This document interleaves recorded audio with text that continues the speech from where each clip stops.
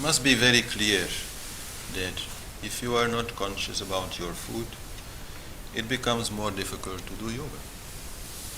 It's as simple as that. And my teacher Harish Johari, he started teaching about food. That was the first thing he started to teach, because actually when he started traveling to the West, it was not as a teacher, it was as an artist. He was a painter. But only because he was seeing around him such a lack of knowledge about some very basic things, like food, like sleep, right, daily rhythm, these sort of things, that he started teaching. So it is really very important. And it is also a place, of course, where yoga again meets Ayurveda. Ayurveda being the medical science of India. And we have talked about Ayurveda a couple of weeks ago, explained the basic principles, so I can't really do that now, but we will, of course, encounter these principles very much today. Because food is medicine. And food is definitely preventive medicine. It helps you to avoid becoming ill. So this is an important subject, and it is not entirely an easy subject, because, well, there's so many kinds of food to start with, so we definitely will not be able to cover this whole subject today. Just give a basic introduction. And it is also difficult, because if we are talking about cooking for yoga, then also so many different kinds of yoga are there. So for this yoga you may have to cook like this, and for another yoga you may have to cook like that. So it's really quite a complicated story. And today I'll be mostly talking about how to cook food if you are a householder yogi, which most of us anyhow are. I don't know about many sadhus living in Belgium, so this is a main difference. If you are a sadhu or somebody else whose entire life is devoted to yoga, who only does yoga and not much else, then quite clearly you can have a very different diet than other people who have to work and run around and deal with the world. They really need a different kind of food. So some of the things you may have heard in other places, and especially among sadhus about food, may not apply today, may not apply here, because here we're mostly talking about food for householder yogis. And a clear example, for example, is that you find quite a few sadhus who live entirely on fruits and maybe a few nuts. That is, in their case, really quite possible, because they don't do much. I mean, obviously they are doing a lot inside, but outside with their body they don't do much. They sit most of the time. They're most of the time in meditation. So then really with some fruits they can survive. But don't do that here. Don't do that here if you have a job to do, because you'll starve yourself to death. So that's really quite different. And also another example is, for example, that you find many ashrams where onions, garlic, and other foods which produce a lot of gas in the body are prohibited. And this is also quite logical, because gas in the body is one of the main reasons for nervousness. And so if you want to meditate, then nervousness is not very helpful. So then you want to avoid this kind of disturbance, and then you go without onions or garlic. But these vegetables definitely have quite interesting properties if you are more living in the world and working in the world. And then you can use certain herbs and spices, we will talk about it, to have a minimum impact of them on the level of gases, on the level of the disturbance of the vata element. So in this way there are quite a few differences. And so what I'm talking about is like food for normal people who do yoga, right?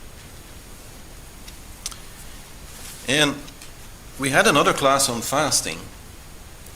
So fasting definitely is a good thing. But you have to really make a difference between fasting and non-fasting. Fasting is very good, but only a certain amount of time, in certain conditions we've talked about. The rest of the time, you have to eat. You need food, right? You really need food. You are part of Mother Earth. Mother Earth is giving you this food, and you need this food. Your body is entirely made of this food. In Sanskrit, we call this body Annamaya Kosha, the body of food. So you really need to eat, and you need to eat sufficiently. Even if sometimes maybe you don't feel so much like eating because it's like, a lot of work to digest it and stuff. It's like making you a little heavy. Yeah, well, that's just life, You have to deal with it, but don't stop eating. Okay, in the West, most people eat too much. That's also true. So I'm not saying you have to eat as much as most people do, but you have to eat enough. That's important. So it is a wide subject, and I can definitely recommend this book by my teacher, Harish Johari. It is called Ayurvedic Healing Cuisine. It has over 200 very nice recipes, but about 1/3 of the book is theory, giving you all kinds of informations, detailed descriptions of what is rice doing to your body, what is cumin doing to your body, and so on. So it's really giving you a lot of information. It's a lifetime study. And in this way, you should also take it easy. After today, again, like in most classes, you might feel, I have to do this, and now I have to change that, and it's hard, and I'm not getting there, and I wanted to do it last week, but I'm still not doing it, and this problem, I understand, is there. I had the same problem with my teacher. So don't become unhappy because you are not yet eating the kind of food or able to prepare the kind of food which I'm talking about. This takes time. If you're going to be unhappy about the food that you are eating, then better go to McDonald's and be happy about that. Being happy is so important, and being unhappy is very unhealthy, both on a physical level and on a mental level. So don't get unhappy about what you're eating today or tomorrow. Just try to do your best and eat good food and be happy with that. So then one other person to mention definitely is my brother John, who also teaches and who's made it really a lifetime study. And so good in that. I mean, if some of his students are sitting here, I'm sure they can teach me something. Because I've never been so much into it like my brother. So he has such a detailed knowledge. If you really want to go into it, I suggest you just also visit him. Right? So this as an introduction. So we're first going to look a little bit about theory. Refreshing actually some ideas that we talked about before in the class on Ayurveda. Then I'm going to explain a little bit what this means in your daily practice of cooking food and what kind of food to eat and the main things you need to know. And then I also brought a box with some foods and especially herbs and spices you might not know and which are very helpful and which I'll pass around. You can have a look at it, maybe even take a little taste with your finger. Don't worry about it. You can do that, and so that way it becomes more and more practical. But so we first start a little bit with the theory, and so first of all, understand you really are what you eat. I mean, in a physical way, I explained this is definitely so, but also on the emotional level, this is very clear. The blood plasma is where all this food will end up after being digested. And the blood plasma is also where your chemical, emotional life is going on. So quite definitely this is having a very big impact on how you feel. And so be conscious about it. Be conscious that your intestines have many receptors for neurotransmitters. So if the food that you are eating is having lots of unhappy neurotransmitters, then it's just quite directly going to make you unhappy. So it's about bringing more balance to your body, and there's good news and bad news. The good news is that as long as you are young, you can afford a little junk food. It's not such a big deal because you have a lot of energy and your system is really in a good shape. But the older you get, and that's the bad news, the more difficult it becomes. Your digestive system is not working so well anymore as before, so you need to pay more and more attention to it. And then another good news is that it takes quite a long time to really bring your system out of balance. If you eat junk food, you can do it for like many years, and it will take a long time before suddenly you will feel, oh, now I'm really like getting ill. The bad news is it'll take you also a very long time to again restore that balance. It's not so easy. So there, even for the young people, I would say, if you can start a little bit now, being more conscious about your food, it will prevent you from actually getting to that point. And it's not a place you want to be. Once your body really does not function properly anymore, it's really very difficult to get out of that situation. So, in that way, cooking is important, and the cook is also very important. The cook is the alchemist of the family. Through his cooking, he will really influence the whole family. So you have to be conscious about that. And one of the rules, for example, which exists there, is that the cook should never taste the food. And this is actually for two reasons there. In fact, you will find that an Indian cook will never eat with the people for whom he is cooking. He will first serve them and like wait on them to see if they need anything more or whatever, and then wait till they are completely done, and only then he will eat. In this way, he will not really be cooking for himself. He will first of all be cooking for others.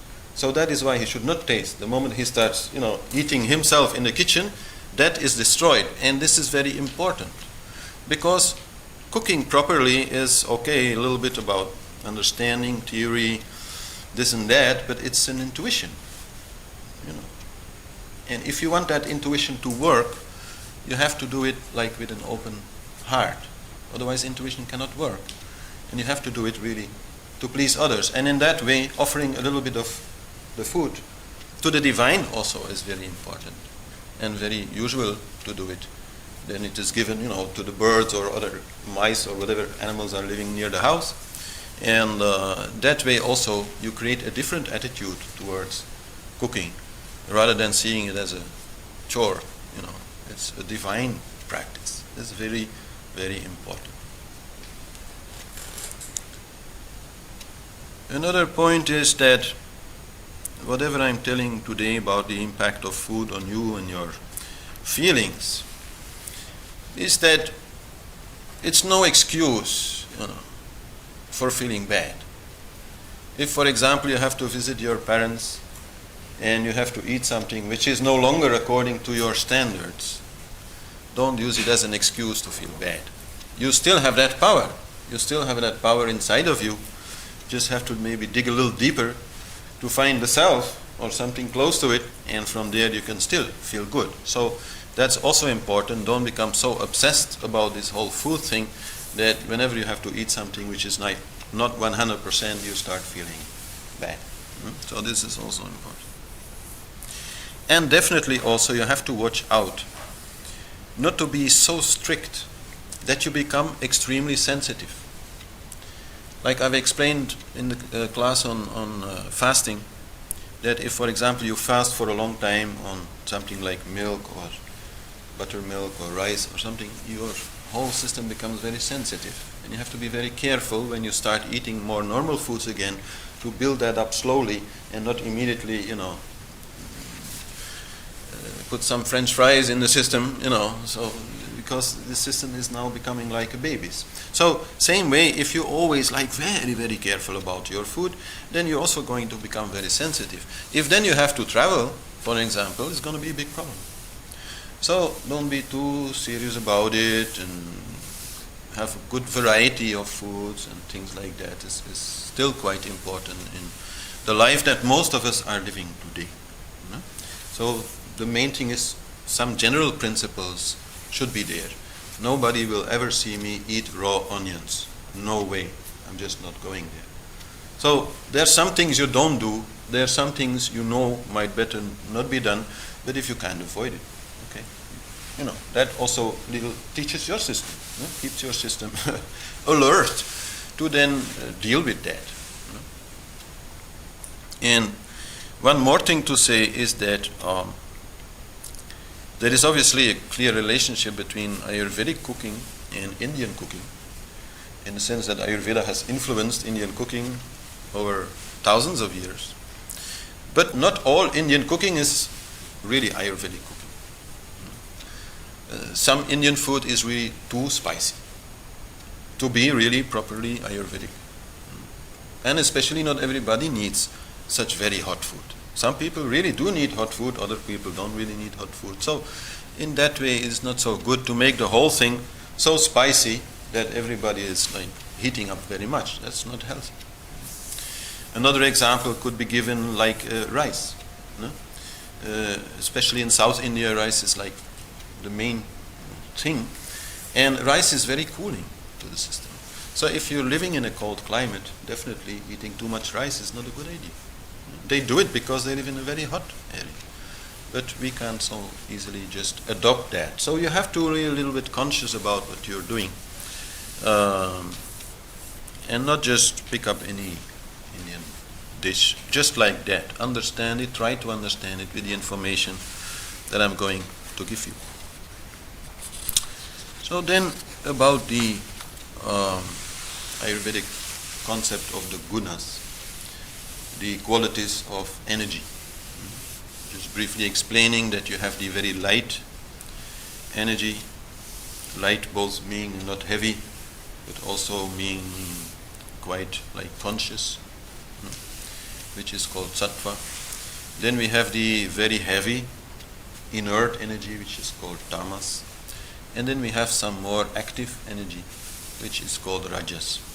So definitely that is playing a big role. And in this way, food can be either light or heavy.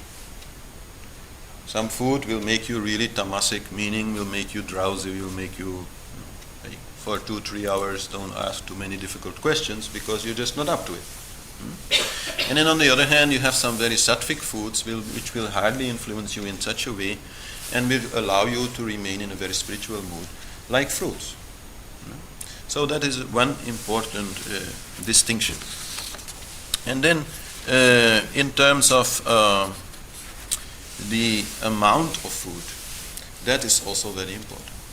One thing Harish Johari used to say was, better eat fast food or junk food than to eat too much food. Eating too much food definitely is not the thing to do.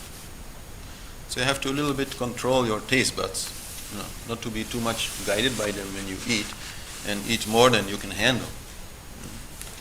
That's really very bad for your system, that is disrupting the whole thing. So that is important. And another thing which is very important is that your food should have enough life force, enough prana.